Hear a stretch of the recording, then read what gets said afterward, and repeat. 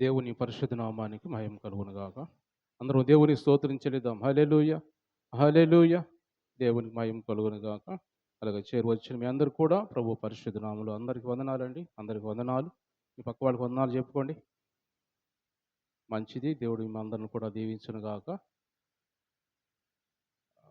కొద్దిసేపు దేవుని వాక్యం మనం ధ్యానం చేసుకుందాం. పరిశుద్ధ ఆత్మ దేవుడు మనతో కొన్ని మాటలు మాట్లాడడానికి సిద్ధపడి ఉండగా మనం కూడా దేవుని మాటలు ఆలకిద్దాం. మన పరిశుద్ధ గ్రంథమైన బైబిల్లో నుంచి లూకా సువార్త 13వ అధ్యాయం. లూకా సువార్త మొదటి నుంచి కొన్ని వచనాలు చదువుకుందాం. పిలాతు గలిలయులైన కొందరి రక్తము వారి బలులతో కలిపి ఉండెను. ఆ కాలమున అక్కడ ఉన్న కొందరు ఆ సంగతి యేసుతో చెప్పగా ఆయన వారితో ఇట్లనెను, ఈ గలిలయులు అట్టి హింసలు పొందినందున వారు గలిలయులందరికంటే పాపులని మీరు తలంచుచున్నారా? కారని మీతో చెప్పుచున్నాను. మీరు మారుమనసు పొందని ఎడల మీరందరూ అలాగే నశింతురు. మరియు సిలోయములోని గోపురం పడి చచ్చిన ఆ 18 మంది యెరూషలేములో కాపురం ఉన్నవారందరికంటే అపరాధులను తలంచున్నారా? కారని మీతో చెప్పుచున్నాను. మీరు మారు మనసు పొందని ఎడల మీరందరూ అలాగే నశింతురు. చాలు, చిన్న ప్రార్థన చేస్తున్నాం. దేవుడి వాక్యం ద్వారా మనతో మాట్లాడినట్లుగా చిన్న ప్రార్థన చేస్తున్నాం. కళ్ళు మూసుకుందాం. పరిశుద్ధుడా, ప్రేమమయుడా, జీవాధిపతి అయిన దేవా, జీవం కలిగిన దేవా, పరిశుద్ధుడా, మీ శ్రేష్టమైన ఘనమైన నామాన్ని బట్టి మీకు వందనాలు, స్తుతులు, స్తోత్రాలు, కృతజ్ఞతలు చెల్లించుకున్నాం ప్రభా.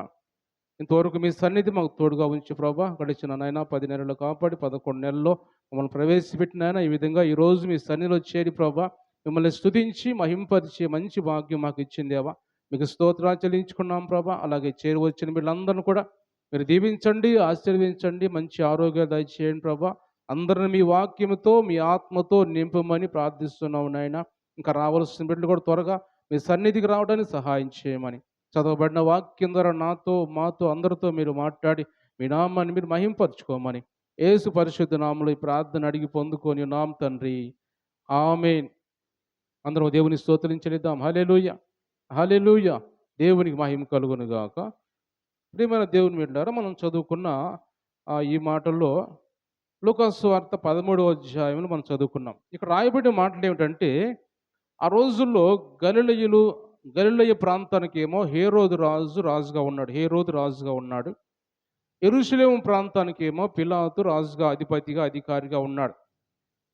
అలాంటి పరిస్థితుల్లో యేసు ప్రభు పరిచయం చేస్తూ, యేసు ప్రభు మనుష్య కుమారుడుగా ఆయన దేవుని వాక్యం అందిస్తూ పరలోక రాజ్యాన్ని గురించి ప్రకటిస్తూ ఆయన సంచారం చేస్తున్నప్పుడు కొంతమంది మనుషులు ఆయన దగ్గరికి వచ్చి ఏమంటున్నారంటే, అయ్యా, పిలాతు గలిలయలో కొందరని వాళ్ళు అర్పించే బలులతోటి వాళ్ళ రక్తాన్ని కలిపేశాడు. అంటే వీళ్ళు ఏ ఉద్దేశంతో మాట్లాడుతున్నారంటే, వాళ్ళందరూ పాపులు కాబట్టి అలాగ వాళ్ళు చనిపోయారు అంటున్నాడు అని వీళ్ళు అంటున్నారు. అన్నప్పుడు యేసుప్రభువు ఏమన్నాడంటే, అయితే వాళ్ళు చనిపోయారు కాబట్టి గలిలయలో ఉన్న ప్రజలందరికంటే పాపులు అనుకుంటున్నారా? ఎంత మాత్రం కాదు. ఒకవేళ మీరు కూడా మారు మనసు పొందకపోతే మీరు కూడా అలాగే నశించిపోతారు. వారు పాపులే, చనిపోయారు, మంచిదే, కానీ మీరు కూడా ఆ మారు మనసు రక్షణ లేకపోతే మీరు కూడా అలా చనిపోతారు. ఆ రోజుల్లో ఎందుకు అలా జరిగిందంటే, ఆ రోజు గలిలయులకును యెరూషలేము పట్టణస్తులకి ఏమాత్రం పడేది కాదు. వాళ్ళకి విరోధంగా ఉంటాయి. ఎందుకంటే హేరోదు రాజుకి పిలాతుకి ఏమాత్రం పడేది కాదు. వాళ్ళు చాలా శత్రువులు.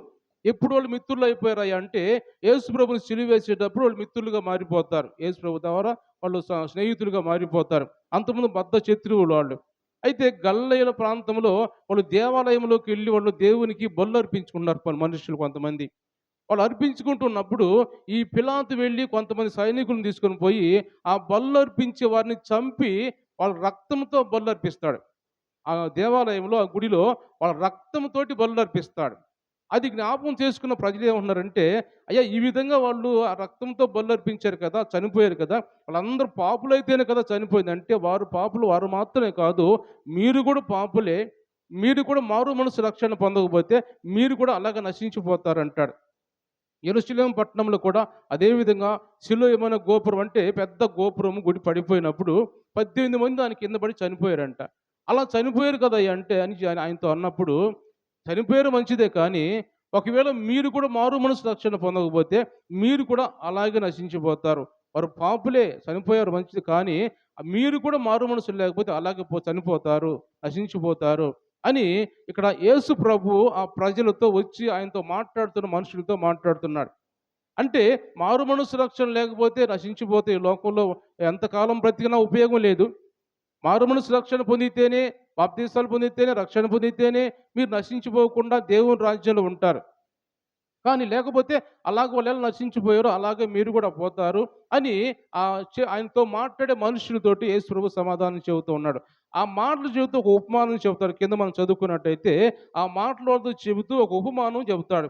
ఏ ఉపమానం అంటే అంజూరపు చెట్టును గురించి ఒక ఉపమానం చెబుతాడు. అది చదవమ్మ ఒకసారి 6వ వచనం. మరియు ఆయన వారితో ఈ ఉపమానం చెప్పాను. ఒక మనుషుడు ద్రాక్ష తోటలో అంజూరపు చెట్టు ఒకటి నాటబడి ఉండెను. అతడు తాని పండ్లు వెతక వచ్చినప్పుడు ఏమీ దొరకలేదు. కనుక అతడు, ఇదిగో 3 ఏండ్ల నుండి నేను ఈ అంజూరపు చెట్టున పండ్లు వెతక వచ్చుచున్నాను గాని ఏమీ దొరకలేదు. దీనిని నరికివేయుము, దీనివలన ఈ భూమియు ఎలా వ్యర్థమైపోవాలని ద్రాక్ష తోట మాలితో చెప్పాను.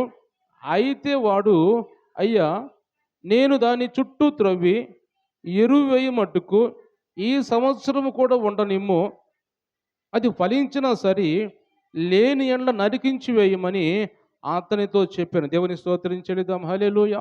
ఆ మాటలు చెబుతూ గలిలయకు సంబంధించిన మాటలు, యెరూషలేములో చనిపోయిన వారి గురించి మాట్లాడుతూ మీరు కూడా మారు మనసు రక్షణ లేకపోతే ఇలాగే నశించిపోతారు, లోకంలోనే దేవుని రాజ్యం చేరుకోలేరు అని మాట్లాడుతూ ఒక ఉపమానం చెబుతాడు.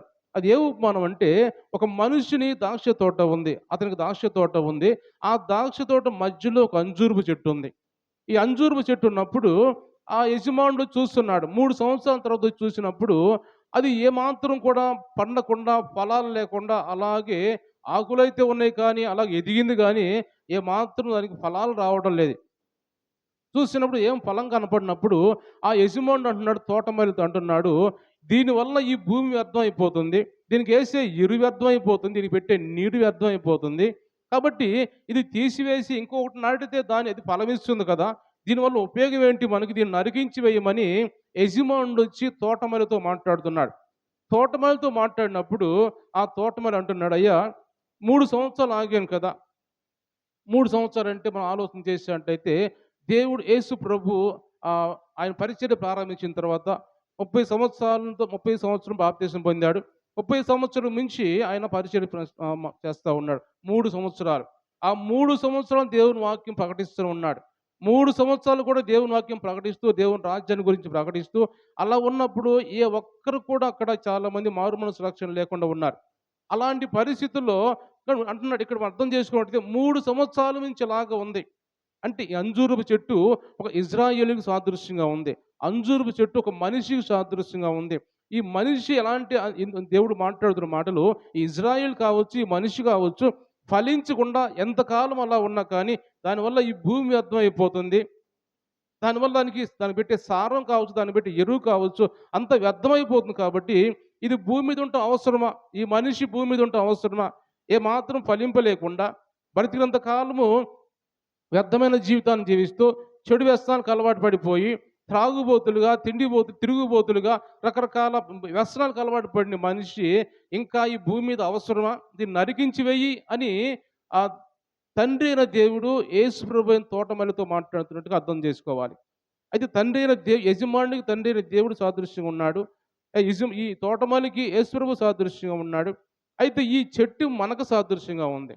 అంజూరపు చెట్టు నేను అనుకోవాలి. మనం అంజూరపు చెట్టు వ్యర్థంగా ఉంది, ఏమాత్రం ఫలించకుండా ఉంటుంది. అందువల్ల దీన్ని ఈ భూమి మీద ఇది అవసరమా, ఇంకా ఎంతకాలం అవసరమా? అందుకే అంటున్నాడు. ఎందుకు ఈ మాట చెప్పాడు యేసు ప్రభు, ఆ ముందు ఎవరైతే యేసు ప్రభుతో మాట్లాడారో, గలిలయలో ఎలా చనిపోయారు కదా, యెరూషలేము పట్టణంలో సిలోయమైన అది ఆ గోపురం పడిపోయి 18 మంది చనిపోయారు కదా అని వారికి ఈ ఉపమానం చెబుతున్నాడు. మీరు కూడా రక్షణ లేకపోతే ఈ అంజూరపు చెట్టు ఎలా నరికించి వేయబడిందో, ఈ అంజూరపు చెట్టు ఎలాగా శపించబడినట్టుగా ఉందో, అలాగే మీరు కూడా ఉంటారు అనే విధంగా దేవుడు మాట్లాడినట్టుగా ఆ ఉపమానం వారికి చెప్పాడు. కాబట్టి ఈరోజు దేవుడు మనతో కూడా మాట్లాడుతున్న మాటలు ఏమంటే, మనము కూడా దేవుని అంజూరపు చెట్టు అంటే ద్రాక్ష తోటలో ఉన్నాం మనం. ద్రాక్ష తోట అంటే దేవుని సంఘానికి సాదృశ్యంగా ఉంది. అంటే సందర్భాన్ని బట్టి మారుతూ ఉంటది. సందర్భాన్ని బట్టి ద్రాక్ష తోట ఒక్కోసారి ఇజ్రాయేల్ ప్రజలకు సాదృశ్యంగా ఉంటది. ద్రాక్ష తోట సాదృశ్యంగా ఉంటది. అయితే ఇప్పుడు మనం అర్థం చేసుకున్నట్టయితే ఈ ద్రాక్ష తోట సంఘానికి సాదృశ్యంగా ఉంది. ఈ సంఘములో మనం ఒక అంజూరపు చెట్టులాగా ఉన్నాం. ఈ సంఘం మన సంఘం ఉంది. ఈ సంఘం ఉంది. మన సంఘం కాదు. దేవుని సంఘము. దేవుని సంఘములో ఈ ద్రాక్ష తోటలో అంజూరపు చెట్టు వలె మనం ఉన్నాం. అంజూరపు చెట్టు వలె ఉన్న మనము రక్షణ పొందామా లేదా? లేకపోతే ఇంకా మనము అలాగే లోకానుసరమైన మనుషులుగానే ఉన్నామా? విగ్రహారాధకులుగానే ఉన్నామా? ఇంకా సాతాను ఏలుబడి కిందే ఉన్నామా? ఇంకా మనం అతని ఏలుబడి నుంచి మనం దేవుని కిందకి రాలేదా? అలాగూ ఉన్నట్టు అంటున్నాడు, ఎంతకాలం ఫలాలు లేకుండా ఉంటారు మీరు? మీరు ఫలించండి, అభివృద్ధి చెందండి అని ఇక్కడ దేవుడు మాట్లాడుతున్నాడు. అంజూరపు చెట్టు అది ఎలాంటిదంటే మనం గమనించినట్టయితే, అంజూరపు చెట్టు ఎంత శ్రేష్టమైందంటే, హిజ్కియా ఆ సందర్భంలో మనం చూసినట్టయితే, హిజ్కియాకి మరణకరమైన రోగం వచ్చినప్పుడు, ఆ మరణకరమైన రోగం వచ్చినప్పుడు అది చదువుదాం, మాట చదువుదాం అక్కడ. రాజుల 2వ గ్రంథంలో 20వ అధ్యాయంలో ఆయనకి మరణకరమైన రోగం వచ్చినప్పుడు అక్కడ అంజూరపు వాటిని వాడతారు చూడండి, ఒకసారి చదవండి. రాజుల 2వ గ్రంథం 20వ అధ్యాయము.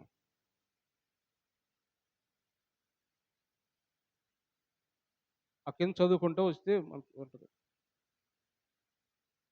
హిజ్కియాకు మరణకరమైన రోగం వచ్చినప్పుడు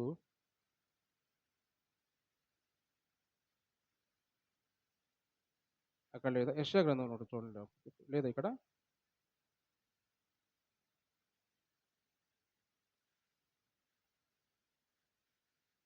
చదువు చదువు చదువు నాన్న.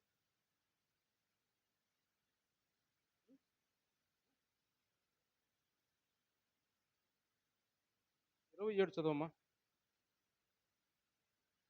పిమ్మట యెషయా అంజూరు పండ్ల ముద్ద తెప్పించుడని చెప్పగా, వారు దాన్ని తెచ్చి కురుపు మీద వేసిన తర్వాత అతడు బాగుపడెను. దేవుని స్తోత్రం చెల్లిద్దాం. హల్లెలూయా.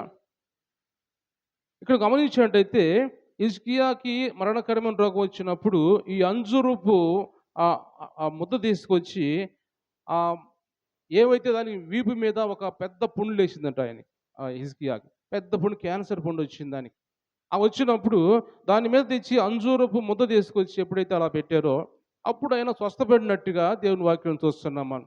అంటే ఇది ఎందుకు అంజూరపుని దేనికి అంజూరపు చెట్టు దేనికి సాదృశ్యంగా ఉందంటే, మనుషులను స్వస్థపరిచేదానికి, మనుషులకి ఉపయోగపడే విధంగా ఉండే విధంగా ఈ అంజూరపు చెట్టు ఉన్నట్టుగా చూస్తాం మనం. ఇంకొక మాట మనం చూసినట్టయితే న్యాయాధిపతుల గ్రంథం 9వ అధ్యాయంలో కూడా చూడండి, మీ బైబిల్‌లో ఉంటే చూడండి, అవి కూడా ఉంటాయి. నా బైబిల్‌లోనే కాదు. మీరు కూడా చూసి కొంచెం హెల్ప్ చేయండి. నాకు ఆలస్యమైనప్పుడు మీరు కూడా చూసి కొంచెం చదవండి.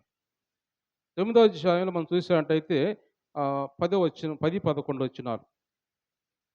అప్పుడు చెట్లు, నీవు వచ్చి మమ్మల్ని ఏలుమని అంజూరపు చెట్టును అడగగా, అంజూరపు చెట్టు చెట్ల మీద రాజునై ఉండి ఇటు అటు ఊగుటకు నా మాధుర్యమును నా మంచి ఫలములను నేనియ్యక మానుదునా అని వాటితో నేను దేవుని స్తోత్రించలేదాం. హల్లెలూయా. ఈ అంజూరపు చెట్టు దేనికి ఉపయోగపడుతుంది? ఎందుకు దేవుడు వేసాడు? ఎందుకు భూమి మీద దాన్ని నాటాడు అంటే, అనేక మంది మనుషులకి మాధుర్యాన్ని ఇవ్వడానికి, అనేక మంది మనుషుల్ని బాగు చేయడానికి, అనేక మంది మనుషుల్ని స్వస్థపరచడానికి, అనేక మంది మనుషులు చనిపోతుంటే వాళ్ళకి గాయాలు కట్టడానికి ఈ అంజూరపు చెట్టు ఉన్నట్టుగా దేవుని వాక్యం చూస్తున్నాం మనం. అయితే ఈ అంజూరపు చెట్టు అలాంటి దానిగా అలా నాటిన దేవుడు దాని గురించి ఇప్పుడు ఏమంటున్నాడు? దాన్ని నరికించి వేయమంటున్నాడు. ఎందుకు నరికించి వేయమంటున్నాడంటే, అది ఏమాత్రం ఫలించకుండా ఉంది. నేను ఎందుకు దాన్ని ఏర్పరిచాను? ఎందుకు దాన్ని నేను ఈ భూమి మీద వేశాను? భూమి మీద వేసిన తర్వాత ఫలించకుండా అలాగే వ్యర్థంగా ఉంది అని ఇక్కడ దాన్ని నరికించి వేయమని చెప్పి దేవుడు మాట్లాడుతుంటే చూస్తున్నాం మనం. ఈరోజు ఒక అంజూరపు చెట్టుగా మనం ఉన్నాం. దేవుడు మనల్ని భూమి మీద ఎందుకు మనల్ని పుట్టించాడు? మన తల్లి గర్భాన్ని ఎందుకు మనల్ని ఏర్పరిచాడు దేవుడు అంటే, మనం అనేక మందికి మాధుర్యాన్ని పంచేవారిగా ఉండాలి. అనేక మందికి ఉపయోగపడేవారిగా, అనేక మందిని స్వస్థపరిచే విధంగా మనం ఉంటారని దేవుడు మనల్ని ఏర్పరచుకున్నాడు. అలాంటి మనము ఉపయోగం లేకుండా ఉంటే దేవుడు ఏమంటాడు? దీని అర్థమైపోతుంది కాబట్టి దాన్ని నరికించి వేయమంటున్నాడు. అలాంటి మనుషులుగా మనం ఉండకూడదని దేవుడు కోరుకుంటున్నాడు. దేవుడు ఎలాంటి వారికి మనం ఉండాలని కోరుకుంటున్నాడంటే, ఒక అంజూరపు చెట్టు మాధుర్యాన్ని ఇచ్చే చెట్టుగా ఉండాలి. అనేక మందిని స్వస్థపరిచే చెట్టుగా ఉండాలి. అనేక మందికి ఉపయోగకరంగా, ఆశీర్వాదకరంగా, దీవెనకరంగా ఉండే చెట్టుగా ఉండాలని దేవుడు మనల్ని ఈ భూమి మీద ఏర్పరిచాడు. అలాంటి మనుషులుగా ఉండాలని దేవుడు ఏర్పరుచుకున్నాడు. అలాంటి మనుషులుగా ఉండాలని ఏర్పరుచుకున్న మనము ఎలాగుంటున్నామా? దేవునికి అలాగ ఉపయోగపడే వారిగా ఉంటున్నామా?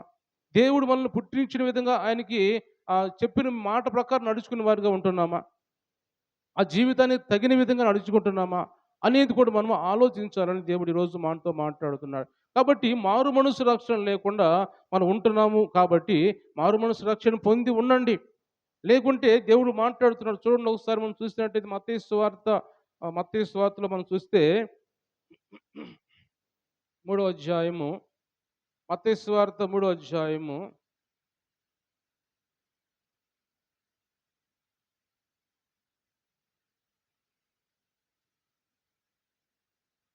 6వ వచనం చదవండి ఒకసారి. హ్మ్. హ్మ్. హ్మ్. సద్దూకయ్యుల్లోను అనేకులు బాప్తీసం పొందవచ్చుట చూసి, సర్ప సంతానమా, రాబో ఉగ్రతను తప్పించుకొనుటకు మీకు బుద్ధి చెప్పిన వాడెవడు? మారు మనస్సుకు తగిన ఫలం ఫలించుడి.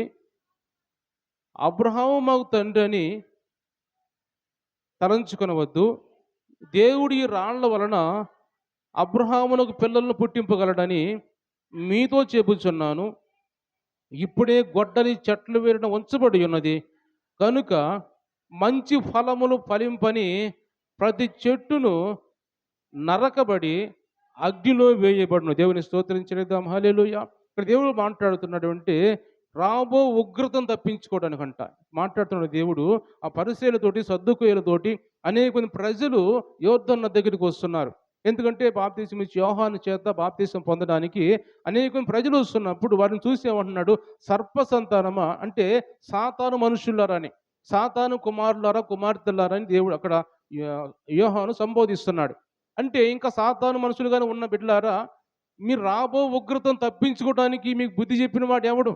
ఇంకా ఉగ్రత రాబోతుంది కాబట్టి మీరు త్వరగా వచ్చి మీరు బాప్తీసాలు పొంది మీరు మీ పాపాలు ఒప్పుకొని బాప్తీసాలు పొందండి. ఎందుకంటే ఉగ్రత రాబోతుంది కాబట్టి. ఆ ఉగ్రతలో మీరు పాల్పొంపులు పొందేవారుగా ఉండకుండా, ఇంకా సాతాను మనుషుల్లాగానే సర్ప సంతానంలాగానే ఉండకుండా మీరు మనస్సులో మార్చుకోండి, హృదయాలు మార్చుకోండి అని ఈ బాప్తీసం ఇచ్చి యోహాను కేకలు వేస్తూ మాట్లాడుతున్నాడు. ఇప్పుడే గొడ్డలి చెట్లు వేరున ఉంచబడింది. ఏదైతే ఫలించకుండా ఉన్న చెట్టు ఉంటుందో అది నరకబడి అగ్నిలో వేయబడిద్ది అని దేవుడు ఇక్కడ మా వాక్యం ద్వారా మాట్లాడుతున్నాడు. అంటే గొడ్డలి ఎక్కడ ఉంది? మనకి అలాగ ఆనిచ్చింది గొడ్డలి. మనకు అలాగ ఆనిచ్చింది. మనిషికి అలాగ అట్లా అలా పెట్టి ఉంది గొడ్డలి. ప్రతి ఒక్కరికి అలా పెట్టి ఉంది. ఆ గొడ్డలి, పెట్టున్న గొడ్డలి ఏం ఆలోచిస్తుందంటే ఇది ఫలించిందా? ఫలించినట్టయితే పోయి వేరే దానికి ఉంటుంది.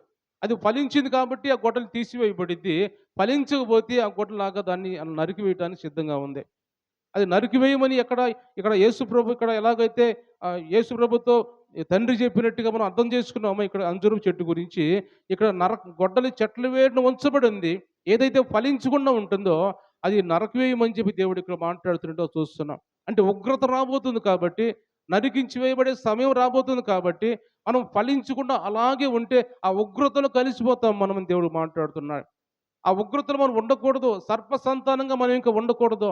మనం దేవుని సన్నిధికి వచ్చామంటే, దేవుని మాటలు వింటున్నామంటే, మనం దేవుని సంతానంగా ఉండాలి కానీ, మనం తండ్రి సంతానంగా ఉండాలి, యేసుప్రభు సంతానంగా ఉండాలి కానీ, మనం ఇంకా సర్ప సంతానంగా ఉండకూడదు అని దేవుడు మాట్లాడుతున్నాడు. అలా ఉండకూడదంటే మనం ఫలించాలి.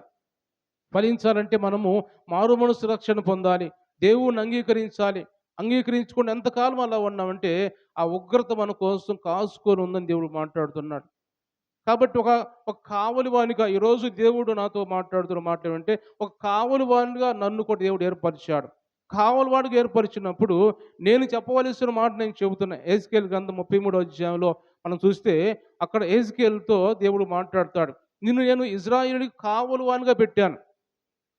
కాబట్టి నువ్వు రాబో ఉగ్రతని నువ్వు వాళ్ళకి చెప్పినట్లయితే, వాళ్ళు ఒకవేళ ఇని కూడా నిర్లక్ష్యం చేస్తే వాళ్ళ చావుకు వాళ్ళే, వాళ్ళ ప్రాణానికి వాళ్ళే లెక్క చెప్పుకుంటారు. నీకు సంబంధం లేదు. నేను అలా కాకుండా నువ్వు చెప్పకుండా మౌనంగా ఉంటే వాళ్ళ ప్రాణానికి నువ్వు బాధ్యుడు అవుతావు అని యెహెజ్కేలు ప్రవక్తతోటి దేవుడు మాట్లాడతాడు. కాబట్టి ఈరోజు నేను దేవుడు నాతో చెప్పినట్టుగా నేను మీ అందరితో మాట్లాడుతున్నాను. రాబో ఉగ్రతను తప్పించుకోండి. ఉగ్రత రాబోతుంది కాబట్టి ఆ ఉగ్రత నుంచి తప్పించుకోవాలంటే మనం మారుమనసు పొందాలి. రక్షణ పొందాలి. ఒక దేశం మీద ఖడ్గం వస్తుందంట. ఆ ఖడ్గం వస్తుంది కాబట్టి ఇదిగో ఈ దేశం మీద ఖడ్గం వస్తుంది. మీరందరూ సిద్ధంగా ఉండండని సేవకుడు కావాలని చెప్పినప్పుడు అందరూ సిద్ధంగా ఉంటే ఆ ఖడ్గం వచ్చినప్పుడు ఇవి తప్పించుకుంటారు. ఒక ఖడ్గం వస్తుంది చెప్పినా కానీ వస్తే వచ్చిందిలే అని అట్లా మౌనంగా ఉంటే ఆ ఖడ్గము రానే వస్తుంది. మనుషులను చంపుతుంది. ఆ ఉగ్రతలో వాళ్ళు కలిసిపోతారు. అలాగ మరలా వెళ్ళిపోతుంది. నశించిపోతారని దేవుడు మాట్లాడుతున్నాడు. కాబట్టి ఒక కావలి వాడికి ఈరోజు దేవుడు బిడ్డగా దేవుని సేవకుడుగా నేను మాట్లాడుతున్నాను. ఉగ్రత రాబోతుంది. ఏమాత్రం రోజులు ఏమాత్రం సరిగా లేవు. దేశాల మీద దేశాలు రకరకాల భయంకరమైన ఘటనలు జరుగుతున్నాయి. ఎక్కడ చూసినా యాక్సిడెంట్, ఎక్కడ చూసినా బస్సులు కాలిపోవటాలు, రకరకాలుగా ఎంతోమంది ప్రతిరోజు మనం చూస్తూనే ఉన్నాం. ప్రతిరోజు మనం చూస్తూనే ఉన్నాం. భయంకరమైన మనుషులు అలా ఉండి అలా చనిపోతున్నారు. మనం చూస్తే చాలా నాకు కాసేపు అలా చూస్తే కన్నీరు వచ్చేసింది. ముగ్గురు ఆడపిల్లలు, ఒకే కుటుంబం ముగ్గురు ఆడపిల్లలు. ఏదైతే ఆ టిప్పర్ ఒక యాక్సిడెంట్ అయింది తెలంగాణ ప్రాంతంలో. ఆ టిప్పర్ ఏమైతే ఆ కంకరతో పోతున్న టిప్పరు ఎప్పుడైతే ఆ యాక్సిడెంట్ బస్సుకి యాక్సిడెంట్ అయిందో ఆ టిప్పర్‌లో ఉన్న కంకర అంతా కూడా బస్సులో పడిపోయింది. బస్సులో పడిపోయి మనుషుల మీద అలాగ మనుషులు మునిగిపోయారు. ఆ కంకరతో మునిగిపోయారు. ముగ్గురు, ఒక అమ్మాయికి కూడా వివాహం సెట్ అయింది. ఆ వివాహం సందర్భంగా వాళ్ళు వెళ్తున్నారంట. ఎంతో సంతోషంగా ఉన్నారు వాళ్ళు. ఆ సంతోషంగా ఉన్న కుటుంబంలో ఆ ముగ్గురు చనిపోయారు ఒక్కసారే. ఆ ముగ్గురిని ఇంటి దగ్గర తీసుకొచ్చి, ఆ ముగ్గురికి పాడెలు కట్టి, అలాగ ముగ్గురిని వరుసగా మోసుకుపోతుంటే, ఆ గ్రామ ప్రాంతంలో ప్రజలందరూ వచ్చి ఎంతో కన్నీటితో బాధపడుతున్నారు. ఆయన వాళ్ళ తండ్రయితే ఎంతో అసలు అల్లాడిపోతున్న పరిస్థితులు. ముగ్గురు ఆడపిల్లలు పెద్దవాళ్ళయిపోయారు. అందరూ పెద్దవాళ్ళు, ముగ్గురు పెద్దవాళ్ళయిపోయారు. ఎందుకంటే ఎప్పుడు చనిపోతారో ఎంత సంతోషంగా ఉన్నారు వాళ్ళు. వచ్చే నెలలోనో లేకపోతే ఎప్పుడు వివాహం నిశ్చయించుకున్నారు. ఆ వివాహం జరగబోతుంది. సంతోషంగా ఉన్నారు. కుటుంబం అంతా ఎంతో ఆనందంగా ఉన్నారు. ఆ ఆనందంగా ఉన్న సమయాల్లో ముగ్గురు పాడెలు మోసుకొని పోతూ ఉన్నారు. ఎంతో చాలా దుఃఖకరమైన విషయం అది. కాబట్టి దేవుని మీద ఎందుకు నేను చెబుతున్నానంటే ఉగ్రత ఎప్పుడు వచ్చిద్దో మనకు తెలీదు. సాతాను ఎప్పుడు వాడు దాడి చేస్తాడో మనకు తెలీదు. ఎందుకంటే వాడు చేసే పనంతా ఏమిటంటే మనుషుల ప్రాణాలను తీసుకుపోవడం చేస్తుంటాడు. మనుషుల్ని ఏదో ఒక బలహీనత పెట్టో, ఏదో ఒకటి వాడు సమస్య పెట్టో వాడు ప్రాణాలను తీసుకుపోవడానికి ప్రయత్నం చేస్తూ ఉంటాడు ఈ ఈ సాతాను అనేవాడు.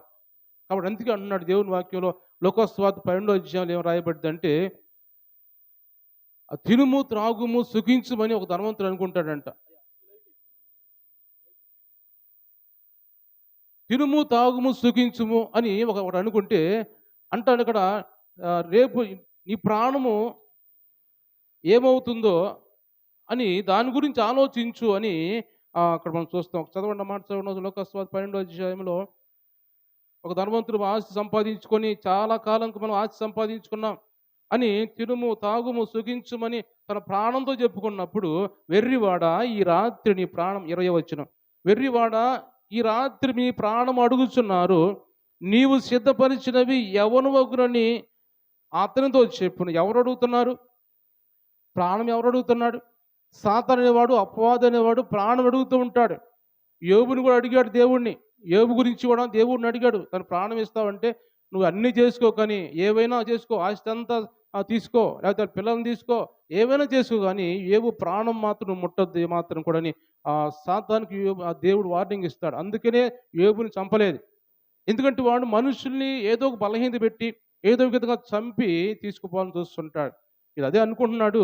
నా ప్రాణము అనేక సంవత్సరాలకి విస్తారమైన ఆస్తి నీకు వచ్చింది. తినుము, తాగుము, సుఖించు అన్నప్పుడు వెంటనే ఒక మాట వినపడుతుంది. వెర్రివాడ ఈ రాత్రి నీ ప్రాణం అడుగుతున్నాడు ఎవడు? వాడు కాసుకొని ఉంటాడు. ఎవరు మృంగుదుమా అని వాడు తిరుగుతూ ఉన్నాడు. లేకుంటే మనం అలాగే రక్షణ లేకుండా, మారు మనసు లేకుండా అలాగే ఉన్నామంటే వాడు మనల్ని కూడా తీసుకుపోవడానికి సిద్ధంగా ఉన్నాడు వాడు. కాబట్టి మనమే ఎక్కువేం కాదు. మనం అందరికంటే శ్రేష్ఠులం కాదు మనం. అందరికంటే బలవంతులేం కాదు మనం. కాబట్టి వాడి నుంచి తప్పించుకోవాలంటే, ఆ ఉగ్రత నుంచి తప్పించుకోవాలంటే, ఆ గొడ్డలి మన నుంచి తీసివేయబడాలంటే, మనందరం కూడా మారు మనసు రక్షణ పొంది ఉన్నట్టయితే, అది మన దగ్గరికి రాకుండా అది దూరంగా పోయిద్దని దేవుడు ఈరోజు మనతో మాట్లాడుతున్నాడు. దేవుని స్తోత్రించలేదాం. హల్లెలూయా. కాబట్టి దేవుని మంటను గమనించినట్టయితే మనము దేవునిలో కలిసి ఉంటేనే, ఇంకో మాట మనం చూసినట్టయితే యోహాను సువార్త 15వ అధ్యాయంలో అక్కడ ద్రాక్షవల్లిని గురించి, తీగను గురించి దేవుడు మాట్లాడతాడు. మొదటి నుంచి చదవమ్మా 15. నేను నిజమైన ద్రాక్షవల్లిని, నా తండ్రి వ్యవసాయకుడు. నాలో ఫలింపని ప్రతి తీగను ఆయన తీసి పారవేయును. ఫలించు ప్రతి తీగ మరి ఎక్కువగా ఫలింపవలనని దానిలోని పనికిరాని తీగలను తీసివేయును. చాలు చాలు గమనించినట్టు ఇక్కడ మరొక వచనం చదువు, 8వ వచనం చదువమ్మా. మీరు బహుగా ఫలించుట వలన నా తండ్రి మహిమపరచబడును. ఇందువలన మీరు నా శిష్యులగుదురు. దేవుని స్తోత్రించలేదాం. హల్లెలూయా. మనము బహుగా ఫలించాలని దేవుడు కోరుకుంటున్నాడు. మనం ఆయన శిష్యులు అవ్వాలంటే, ఆయన బిడ్డలు అవ్వాలంటే, ఆయనకి ఇష్టమైన వారిగా ఉండాలంటే దేవుడు మనల్ని బహుగా ఫలించాలని కోరుకుంటున్నాడు. కాబట్టి ద్రాక్షవల్లిలో కలిసి ఉంటేనే కానీ, అది ఎల్లప్పుడూ ద్రాక్షవల్లిలో ఆనుకొని ఉంటేనే అది బహుగా ఫలించేది. కానీ ఏమాత్రం అలాగా ద్రాక్షవల్లిలో కలియకుండా దూరంగా ఉంటే అది ఏమాత్రం ఫలించదు. అందుకే దేవుడు అంటున్నాడు, నాకు దూరంగా ఉండి మీరు ఏమీ చేయలేరు అంటాడు దేవుని వాక్యంలో. నాకు దూరంగా ఉండి మీరు ఏమీ చేయలేరు. నాలో ఉంటే, నాతో అంటుకట్టబడి ఉంటే మీరు బహుగా ఫలిస్తారు. కాబట్టి దేవుడు మాట్లాడుతున్న మాటలు, ఆ ఫలించు ప్రతి తీగ మరి ఎక్కువగా ఫలించాలని దానిలోని పనికిరాని తీగలను కొన్ని తీసివేస్తాడంట. కొన్ని పనికిరాని తీగలు ఉంటాయి. ఎన్నిసార్లు ఎంత వాక్యం ఉన్నా కానీ, ఎంత ప్రార్థించిన కానీ వారి కోసము, ఎన్నిసార్లు దేవుని సన్నిధికి వస్తూ ఉంటారు, సంవత్సరాలు దేవుని సన్నిధికి వస్తూ ఉంటారు. కానీ ఏ మాత్రం ఫలించని తీగలు ఉంటాయి కొన్ని. అలాంటి తీగలు కట్ చేయబడి పక్కన అంటే కుప్ప వేసి పడతాయి అంట. అవన్నీ ఒకసారి తీసుకెళ్ళి అగ్నిలో పడతాయి. అవన్నీ కూడా ఫలించని తీగలు ఉంటాయి కొన్ని. ద్రాక్షవల్లిలో ఉన్నాం, సంఘంలో ఉన్నాం, మనందరం కూడా సంఘంలోకి వస్తున్నాం, కానీ ఫలించకుండా ఉంటాం చాలామంది. ఫలించకుండా ఎంతకాలం వచ్చినా ఎండిపోయినట్టుగానే, ఎంతకాలం వచ్చినా ఇంకా నేర్చుకునే విధంగానే, ఏమి తెలియనట్టుగానే మనం ఉంటాయి చాలామంది. దేవుని వాక్యం వింటూ ఉంటాం కానీ ఏమాత్రం మన హృదయం ఫలించదు. అలాంటి ఫలించని తీగలంట అది కట్ చేసి పక్కన వేపిస్తాడంట దేవుడు. అవన్నీ కూడా ఒకసారి కాల్చివేయబడతాయి. మనుషులంటే వాటన్నిటిని తీసుకెళ్ళి కాల్చివేస్తారని దేవుని వాక్యం అక్కడ రాయబడింది. కాబట్టి అలా కాల్చివేయబడిన మనం ఉంటాం. కాల్చివేయటం అంటే ఏమిటది? అగ్నిగుండంలో పడవేయబడటం. అది మనం ఫలించకపోతే అగ్నిగుండంలో పడవేస్తాడు దేవుడు. అలా అగ్నిగుండంలో అంతగా మనం ఎందుకు దేవుని సన్నిధికి వస్తున్నాం కదా, దేవుని వాక్యం వింటున్నాం కదా, మన హృదయం ఎందుకు మార్చుకోలేకపోతున్నాం? మనం ఇంకెందుకు ఆలస్యం చేస్తున్నాం? మనం ఉగ్రత రాబోతుందని తెలుస్తుంది. దేశంలో పరిస్థితులు చూస్తున్నాం, జరుగుతున్న సంఘటనలు చూస్తున్నాం. ఇప్పుడు ఏం జరిగిందో ఆరోగ్యంగా ఉన్న వాళ్ళు చనిపోతున్నారు, ఏదో ఒక విధంగా చనిపోతూ ఉన్నారు. కొంతమంది మంచి ఆరోగ్యం కలిగి ఉన్నారు. ఆ బస్సులో వాళ్ళే అనుకుందాం, ముగ్గురు యవనస్తులు అనుకుందాం, మంచి ఆరోగ్యం కలిగి ఉన్నారనుకోండి. అంత ఆరోగ్యం కలిగి ఉన్న వారు కూడా చనిపోతారు. ఎవరు కూడా ఉండరు ఈ భూమి మీద. అలాంటి పరిస్థితులు వస్తాయి. కాబట్టి మనం ముందుగానే తీసివేయబడే వారిగా ఉండకుండా, పనికిరాని తీగలుగా ఉండకుండా, పనికొచ్చే తీగలుగా, ఆయనలో అంటుకట్టబడే తీగలుగా ఉండాలని దేవుడు కోరుకుంటున్నాడు. దేవుని స్తోత్రించలేదాం. హల్లెలూయా. మరొక వాక్యం చూసినట్టయితే దేవుని వాక్యంలో రోమీయులు రాసిన పత్రికలో అక్కడ కూడా ఒక మాట మనం చూస్తాం. అక్కడ ఒక ఒలీవ చెట్టు గురించి మనం చూస్తాం. 11వ అధ్యాయం రోమీయులు రాసిన పత్రిక 11వ అధ్యాయంలో 17వ వచనం చదువుదాం.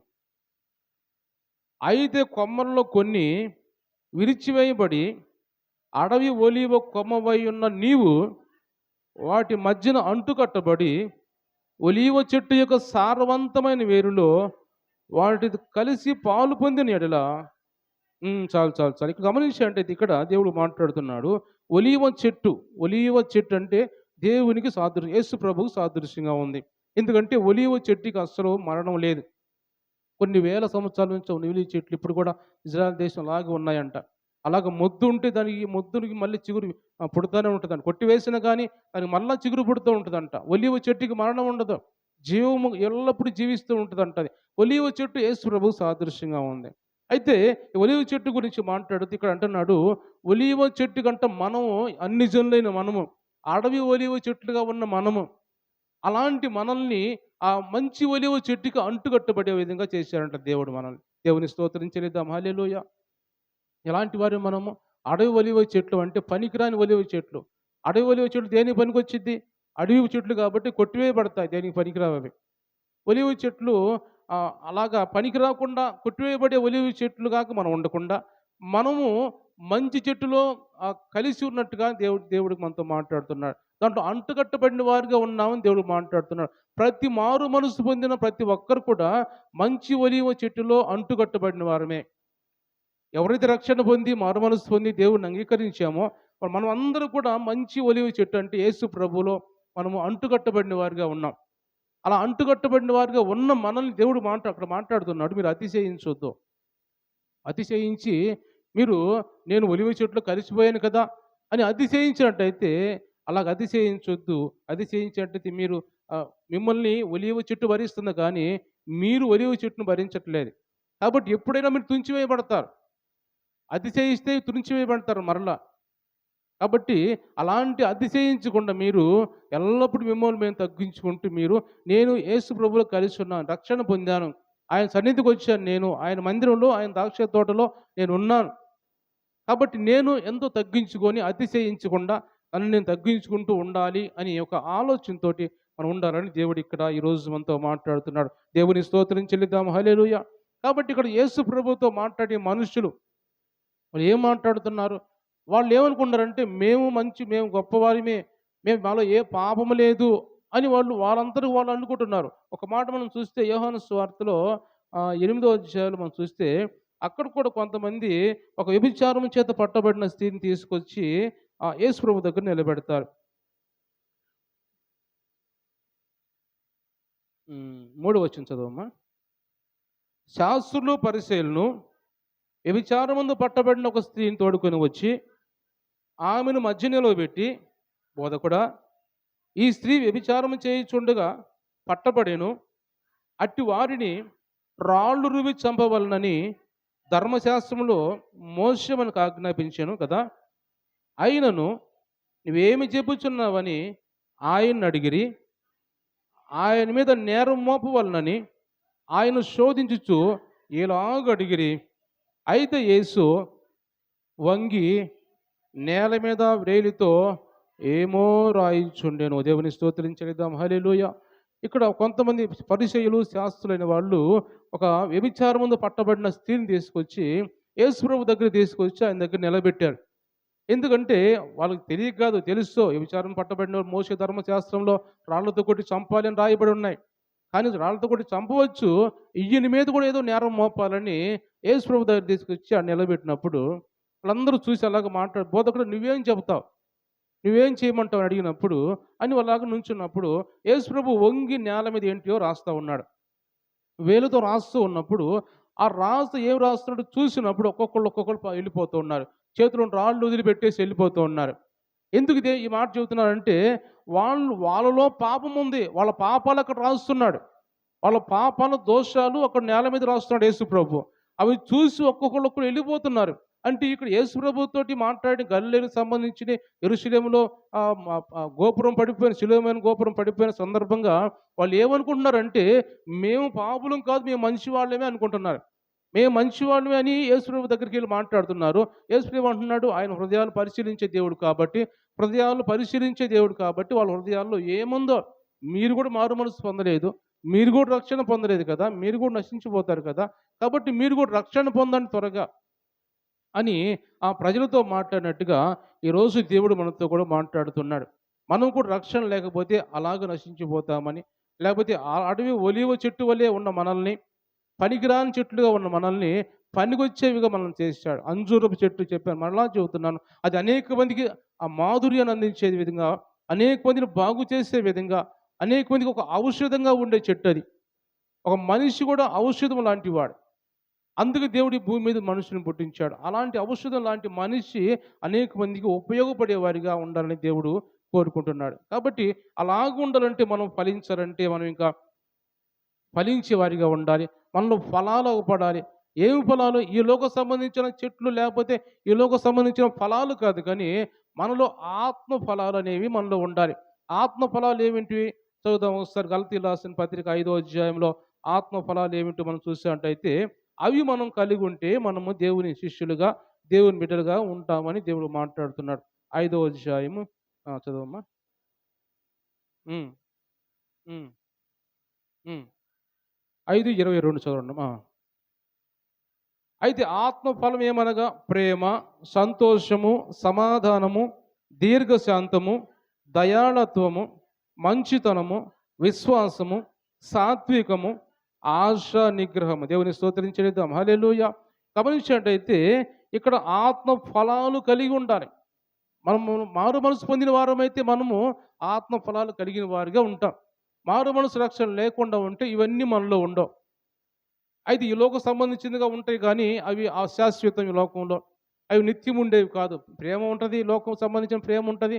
ఈ లోకం సంబంధించినవన్నీ ఉంటాయి కానీ అవి శాశ్వతమైనవి కాదు. అయితే మారు మనసు పొందిన మనము ఎదుటి వారి మీద ప్రేమ కలిగి ఉండాలి.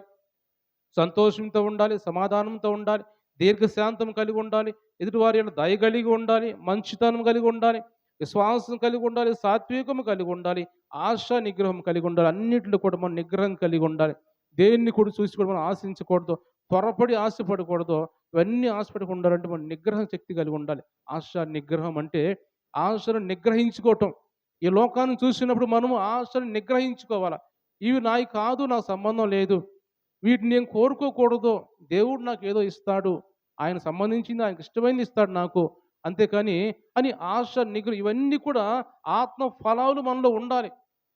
ఈ ఫలాలు మనం కలిగి ఉండాలని దేవుడు మాట్లాడుతున్నాడు. ఈ లోక సంబంధించిందిగా ఫలించడం కాదు. ఈ లోక సంబంధించిందిగా అభివృద్ధి చెందడం కాదు. కానీ దేవుడు మాట్లాడుతున్నాడు. ఆత్మీయంగా మీరు ఫలించండి. ఆత్మలో అనేక మందికి ఉపయోగపడే వారిగా ఉండండి. ఆత్మ ఫలాలు మీలో ఉండాలి అని దేవుడు ఇక్కడ ఈరోజు మనతో మాట్లాడుతున్నాడు. ఒకరోజు యేసు ప్రభు ఆయన యెరూషలేము పట్టణంలో గాడిద మీద ఆయన తిరిగిన తర్వాత చివరి ఆయన సిలువ వేసే ముందు తిరిగిన తర్వాత ఒకరోజు ఆయన 21వ అధ్యాయం మత్తయి సువార్తలో చూద్దాం. ఒకరోజు ఆయన యెరూషలేము పట్టణం వెళ్ళి, యెరూషలేము పట్టణం నుంచి మరలా ఆహ్, ఆయన దారిన వెళుతూ ఉన్నప్పుడు ఒక అంజూరపు చెట్టు అగుపడిద్ది ఆయనకి. 21వ అధ్యాయంలో మనం చూస్తే 18వ వచనంలో, ఉదయమందు పట్టణమునకు మరలా వెళ్ళుచుండగా ఆయన ఆకలి కొనెను. అప్పుడు త్రోవ పక్కన ఉన్న ఒక అంజూరపు చెట్టును చూసి దాని యొద్దకు రాగా దాని యందు ఆకులు తప్ప మరి ఏమీ కనబడలేదు. కనుక దాన్ని చూసి ఇక మీదట ఎన్నటికి నీవు కాపు కాయకుందువుగాక అని చెప్పాను. తక్షణమే ఆ అంజూరపు చెట్టు ఎండిపోయెను. దేవుని స్తోత్రం చెల్లిద్దాం. హల్లెలూయా! ఇక్కడ దేవుడు మాట్లాడుతున్న మాటలు దేవుని బిడ్డలారా. ఆయన ఒకరోజు యెరూషలేము పట్టణం అప్పటిదాకా గాడిద మీద ఆయన కొన్ని వీధుల్లో తిరిగిన తర్వాత ప్రజలందరూ కూడా ఆయన్ని ఘనపరిచిన తర్వాత ఆ సాయంత్రం ఆయన మరలా యెరూషలేము పట్టణంలో ఉన్నాడు. ఎక్కువ ఆయన యేసుప్రభు యెరూషలేము పట్టణం లేడు. ఎందుకంటే యెరూషలేము పట్టణస్థులందరూ కూడా చాలా నమ్మరు, యేసుప్రభుని నమ్మలేదు. అందుకని ఎక్కువగా యెరూషలేము పట్టణంలో ఉండకుండా పక్క గ్రామానికి వెళ్తుంటాడు. బేతనీయకి వెళ్తాడు. బేతనీయులు ఎవరు ఉంటారంటే మార్తా, మరియా, లాజరు వాళ్ళ కుటుంబం ఉంటది. ఎక్కువగా యేసుప్రభు వాళ్ళ దగ్గరికి వెళ్ళి నివాసం చేస్తూ ఉంటాడు. బేతనీయకి వెళ్ళి బేతనీయ నుంచి మరలా ఉదయాన్నే యెరూషలేము పట్టణం వస్తున్నప్పుడు ఉదయకాలం ఆయనకి మంచిగా ఆకలి అవుతుంది బాగా. బాగా ఆకలవుతుంది కాబట్టి ఏవైనా తినాలనిపిస్తుంది. ఆడికెళ్ళిన తర్వాత ఆ అంజూరపు చెట్టు కనపడింది దూరంగా. చెట్టు బాగా పచ్చగా ఉంది. మంచిగా ఆకులున్నాయి. బాగుంది కదా చెట్టు. ఖచ్చితంగా కాయలుంటాయి అని త్వరగా యేసుప్రభు వాడికెళ్ళి కోద్దామని చూసినప్పుడు ఒక్క కాయ కూడా లేదు. ఒక్క ఫలం కూడా లేదండి దాంట్లో. వెంటనే యేసుప్రభు "నువ్వు ఇక్కడ ఫలించకుందువుగా కానీ అంటే నువ్వు ఎండిపోవుదుగా కానీ" అని శపించినప్పుడు వెంటనే అది ఎన్నటికి నువ్వు కాపు కాయకుందువుగాక అన్నాడు దాన్ని. వెంటనే అది ఎండిపోయినట్టుగా మనం చూస్తున్నాం. అంటే ఈ అంజూరపు చెట్టుకి ఆకులున్నాయంటే ఖచ్చితంగా పళ్ళుండాలి. ఎందుకంటే ముందు అంజూరపు చెట్టుకి కాయలు కాస్తాయి. చిన్న పిందెలు పుడతాయి. మార్చి నెల నుంచి మార్చి, ఏప్రిల్, మే, జూన్, జూలై, ఆగస్టు, సెప్టెంబర్ దాకా చిన్న కాయలు వస్తా ఉంటే సెప్టెంబర్ ఎండింగ్‌కి మంచిగా కాయలు ఫలిస్తాయి. ఆ కాపు 6 నెలలు మాత్రమే మంచిగా కాసిద్ది. అయితే యేసుప్రభు వెళ్తున్న ఆ దినాల్లో కూడా కాపు కాసే రోజులేవి. కాయలు అంత ఆకులున్నాయంటే కాయలు ఖచ్చితంగా ఉండాలి. ముందు కాయలు కాసి తర్వాత ఆకులొచ్చి వాటిని కప్పేస్తా ఉంటాయి కనపడకుండా. కాబట్టి యేసుప్రభు ఆడికెళ్ళినప్పుడు ఏమీ లేకున్నందువల్ల ఆహ్, ఇది ఫలించకుండా ఉంది కాబట్టి చూడటానికి అందంగా ఉంది గానీ, చూడటానికి పైకి రూపానికి బాగానే ఉంది కానీ, లోపల దీనికి ఫలాలు లేవు అని దాన్ని శపించినట్టుగా మన వాక్యంతో అంటే వెంటనే ఎండిపోయిందది. అంటే ఇది ఉగ్రతలో పడిపోయింది. అది దానికి వెంటనే దానికి ఇకన ఈ భూమి మీద కాలం చెల్లిపోయింది దానికి ఇకన. వెంటనే ఏళ్ళుతో కూడా ఎండిపోయినట్టుగా మనం చూస్తాం వాక్యాల్లో. మార్కు సువార్తలో కూడా రాయబడి ఉంటాయి. ఏళ్ళుతో కూడా ఎండిపోయి అది ఎండిపోయినట్టుగా చూస్తాం. ఆ శిష్యులు చూసి ఆశ్చర్యపోతారు. ప్రభువా! నువ్వు శపించిన చెట్టు ఎండిపోయింది అని ఆ శిష్యులు కూడా యేసు ప్రభువుతో మాట్లాడతారు. అంటే ఆ ఉగ్రత అనేది దాని మీదకి వచ్చేసింది. ఎందుకంటే చూడటానికి బాగానే ఉంది కానీ, పై రూపానికి బాగానే ఉంది కానీ, లోపల ఏమాత్రం ఫలాలు లేకుండా ఉన్నట్టుగా చూస్తున్నాం. ఈరోజు దేవుడు మనతో కూడా ఎందుకు మాట్లాడుతున్నాడంటే, మనము కూడా మారు మనసు పొందాం, రక్షణ పొందాం. బాగానే దేవుణ్ణి వేడుకుంటున్నాం, పాటలు పాడుతున్నాం, ప్రార్థన చేస్తున్నాం, మంచిగా వస్తున్నాం, పోతున్నాం అనుకుంటున్నాం కానీ, పైకి బాగానే భక్తిగా ఉంటున్నాం కానీ, లోపల ఫలాలు లేవని దేవుడు మాట్లాడుతున్నాడు. ఫలాలు లేవు. ప్రభువా! ప్రభువా! అని ఎంతకాలం నన్ను పిలుస్తారు అలాగ మీరు? ప్రభువా! ప్రభువా! అని పిలిచే వరకంటే ఒక మాట చదువుతాం మత్తయి సువార్తలో మనం చూసినట్టయితే ప్రభువా! ప్రభువా! అని పిలవడం కాదు. నా తండ్రి చిత్త ప్రకారం మీరు చేస్తేనే మీరు పరలోక రాజ్యం చేరతారు అని దేవుడు వాక్యం రాయబడి ఉంటుంది. చూద్దాం 7వ అధ్యాయం మత్తయి సువార్త 22వ వచనం చదువుదాం. ఆ దినమందు అనేకులు నన్ను చూసి ప్రభువా! ప్రభువా! మేము నీ నామమున ప్రవచింపలేదా? నీ నామమున దయ్యములు వెళ్ళగొట్టలేదా? నీ నామమున అనేకమైన అద్భుతములు చేయలేదా? అని చెప్పుదురు. అప్పుడు నేను మిమ్మును ఎన్నడూను ఎరగను, అక్రమము చేయవారులారా, నా యొద్ద నుంచి పొండని వారితో చెప్పుదును. దేవుని స్తోత్రించలేదాం. హల్లెలూయా. కొంతమంది మనుషులు కొంతమంది ఆయన దగ్గరికెళ్ళి అంటున్నారు. ఆయన దగ్గరికెళ్ళి ఏమంటున్నారు? ప్రభువా! మీరు ప్రభువా ప్రభువా నన్ను పిలవటం ఎందుకు అన్నప్పుడు, అయ్యా మేము మీ తరపున అద్భుతాలు చేసాం కదా, మీ తరపున ఆశ్చర్యకార్యాలు చేసాం, దయ్యాలు వెళ్ళగొట్టాం, ఎన్నో గొప్ప కార్యాలు మీ ద్వారా చేసాం కదా అన్నప్పుడు అంటాడంట, అక్రమం చేయవల్లారా మిమ్మల్ని నేను ఎరగనంటాడంట. ఎందుకు? ఉండగుండ వాళ్ళ భక్తి అంతా వ్యర్థమైపోయింది, భక్తిలో తగ్గిపోయారు. భక్తి లేకుండా లోపల అంతరంగం అంతా ఆ లోకంతో నిండిపోయినట్టుగా చూస్తాం. అంటే భక్తి లేదు వాళ్ళు, అందుకని అక్రమం చేయవల్లారా మీరు నా యొద్ద నుంచి వెళ్ళిపోండి అంటున్నాడు. చూడటానికి బాగానే ఉంది అంజూరపు చెట్టు. చూడటానికి ఫలాలు మంచిగా పచ్చగా పడుతుంది, మంచి ఆకులున్నాయి, బాగానే ఉంది కానీ లోపలనేది ఆ ఫలాలు లేకుండా ఉన్నప్పుడు దేవుడు దాన్ని శపించినట్టుగా చూస్తాం. అంటే వెంటనే ఎండిపోయింది. దానికి భూమి మీద సమయం అయిపోయింది కన దాన్ని కొట్టివేశాడు దేవుడు. ఈరోజు దేవుడు మనతో మాట్లాడుతున్న మాటలు కూడా మనకు కూడా భూమి మీద సమయం అయిపోయే రోజులు వచ్చినాయో మనకు తెలియదు. కానీ ఎప్పుడు దాకా మన సమయం ఇచ్చాడు దేవుడు మనకు తెలియదు. మన జీవిత పరిమాణం ఎంతో ఈ భూమి మీద మనకు తెలియదు. కానీ దేవుడు అంటున్నాడు, మీరు ఎండిపోకముందే, శపించబడకముందే మీరు మారుమనసు రక్షణ పొందండి. పైకి చూడటానికి బాగా అందం కాదు, పైకి చూడటానికి భక్తి వారు భక్తి చేసినట్టు కాదు, భక్తి చేస్తారు కానీ దాని శక్తిని ఆశ్రయించని తిమోతి రాసిన పత్రికలు రాయబడి ఉంటుంది. కొంతమంది భక్తిగా ఉంటారంట కానీ చదువుదామా మాట కూడా చదువుదామా. తిమోతి రాసిన పత్రికలు మనం చూసినట్టయితే కొంతమంది భక్తి కలిగిన వారుగా ఉంటారంట కానీ దాని శక్తిని ఆశ్రయించని వారుగా ఉంటారు అని తిమోతి రాసిన పత్రిక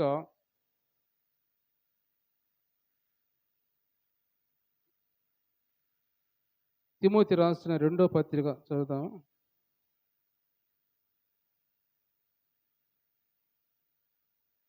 4వ వచనం, 5వ వచనం చదువు. లేదా మీ బైబిల్లో ఊరు చదవలేంది? 2 తిమోతి 3వ అధ్యాయము 5వ వచనం. పైకి భక్తి గల వారి వలె ఉండియు దాని శక్తిని ఆశ్రయించిన వారినై ఉందురు, ఇట్టి వారికి విముఖుడవై ఉండుము. దేవుని స్తోత్రించలేదాం. హల్లెలూయా. దేవుడు ఇక్కడ మాట్లాడుతున్న మాటలు ఏమిటంటే, పైకి కొంతమంది భక్తి గల వారి వలె ఉంటారంటే కానీ దాని శక్తిని ఆశ్రయించని వారుగా ఉంటారు. ఇట్టి వారికి విముఖుడవై ఉండుమని తిమోతితోటి అపోస్తలుడు పౌలు మాట్లాడుతున్నాడు. అంటే ఈ అంజూరపు చెట్టు వలె ఉంటారని. ఈ అంజూరపు చెట్టు పచ్చగా ఉంది కానీ పైకి భక్తి కలిగినట్టుగా ఉంది కానీ లోపల భక్తి లేకుండా శక్తిని ఆశ్రయించకుండా ఉన్నట్టుగా మనం చూస్తాం. కాబట్టి అంజూరపు చెట్టు గురించి దేవుడు ఈరోజు మనతో మాట్లాడుతున్నాడు. అలాంటి శపించబడే అంజూరపు చెట్టులాగా మనం ఉండకూడదని అనేక మంది మనం చదువుకున్న ఎలాగైతే న్యాయాధిపతుల గ్రంథం మనం చదువుకున్న 9వ అధ్యాయం చదువుకున్నామా, అనేక మందికి మాధుర్యాన్ని పంచిపెట్టేదాన్ని నేను అంటుంది. అనేక మంది మాధుర్యాన్ని పంచిపెట్టకుండా నేను మీ దగ్గరికి వచ్చి చెట్ల దగ్గరికి వచ్చి మీ మీద రాజుగా ఉండాలి. నేను కొన్ని చెట్లన్నీ వచ్చాయంట ఒక రాజుని ఏర్పరచుకోవాలని చెట్లన్నీ బయలుదేరినాయి అంట. చెట్లన్నీ బయలుదేరి ఒక్కొక్క చెట్టు దగ్గరికి వెళ్ళి, ద్రాక్ష చెట్టు దగ్గరికి వెళ్ళి ఆ ద్రాక్ష చెట్టుతో మాట్లాడుతుంది. అయ్యా నువ్వు వచ్చి మా మీద రాజుగా ఉండు అంటున్నాడు. ఆ ద్రాక్ష చెట్టు ఏముంటది? నేను అనేక మందికి మేము నా నా నా నా- నా రసం పంచిపెట్టకుండా, ద్రాక్ష రసాన్ని ఇవ్వకుండా మీ మీదకి వచ్చి మీరు రాజుగా ఉండాలా అని అది అంటది. వెంటనే అంజూరపు చెట్టు దగ్గరికి వస్తది. తర్వాత ఒలీవ చెట్టు దగ్గరికి వస్తది. ఈ విధంగా అన్నీ కూడా చెట్ల దగ్గరికి వచ్చి మాట్లాడుతున్నట్టుగా మనం చూస్తాం వాక్యంలో. ఆ లెక్కలోనే అంజూరపు చెట్టు కూడా ఆ! పట్టుకోండి. పట్టుకోండి. పట్టుకోండి. పట్టుకోండి. ఏం కాదు పట్టుకోండి.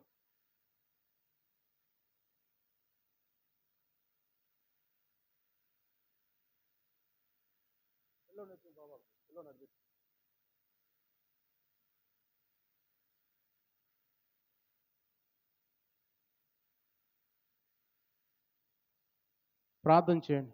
ప్రార్థన చేయండి. నెత్తి మీద చేయి పెట్టి ప్రార్థన చేయి.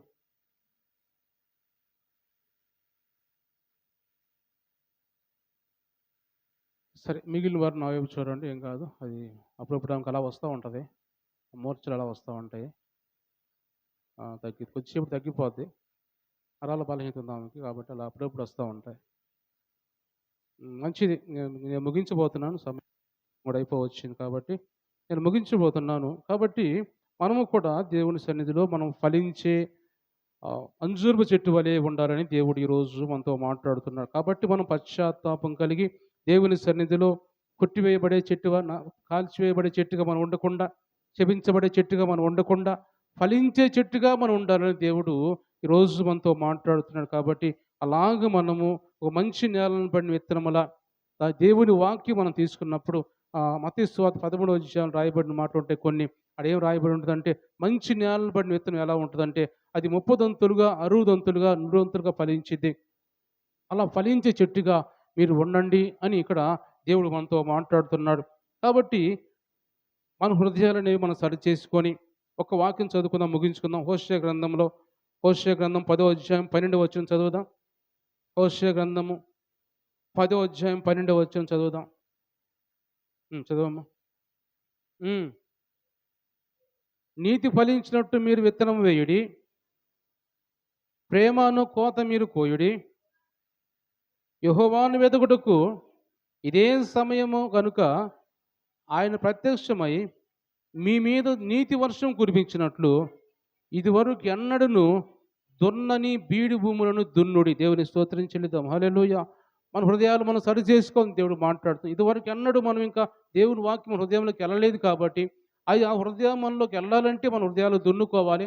మన లోపల ఉన్న వ్యర్థమైన రాళ్ళు, వ్యర్థమైనవన్నీ తీసివేసుకొని మనము దేవుని సన్నిధిలో దేవుని వాక్యం అంగీకరించి ఆ వాక్యం ద్వారా 30 దంతులుగా, 60 దంతులుగా, 100 దంతులుగా మనం ఫలించాలని పరిశుద్ధాత్మ దేవుడు ఈరోజు మనతో మాట్లాడుతున్నాడు. కాబట్టి అందరూ కూడా ఈ వాక్యం ప్రకారం మనం నడుచుకుందాం. మాధుర్యాన్ని అంజూరపు చెట్టులాగా హిజ్కియాను బాగు చేసిన, గాయపరచబడిన హిజ్కియాని, రోగంతో ఉన్న హిజ్కియాను బాగు చేసిన అంజూరపు చెట్టులాగా మనం ఉండాలి. కానీ శపించబడే అంజూరపు చెట్టులాగా, ఫలాలేని అంజూరపు చెట్టులాగా మనం ఉండకూడదని దేవుడు ఈరోజు మనతో మాట్లాడుతున్నాడు. కాబట్టి మాటలని మన హృదయంలో తీసుకుందాం. దేవుడి మాటలు దీవించి ఆశ్రయించను గాక. కళ్ళు మూసుకుందాం. అందరూ కూడా ప్రార్థన చేసుకుందాం. అందరూ కూడా ప్రార్థన చేసుకుందాం. దేవా, ఈరోజు నాయన అంజూరపు చెట్టు గురించి నాయన మాతో మాట్లాడు. అది ఫలించకుండా ఉన్నందుకు ప్రభా, ఇది భూమి మీద ఎందుకు వ్యర్థంగా ఉందని కొట్టివేయించు, నరికి వేయించమని మీరు చెప్పినట్టుగా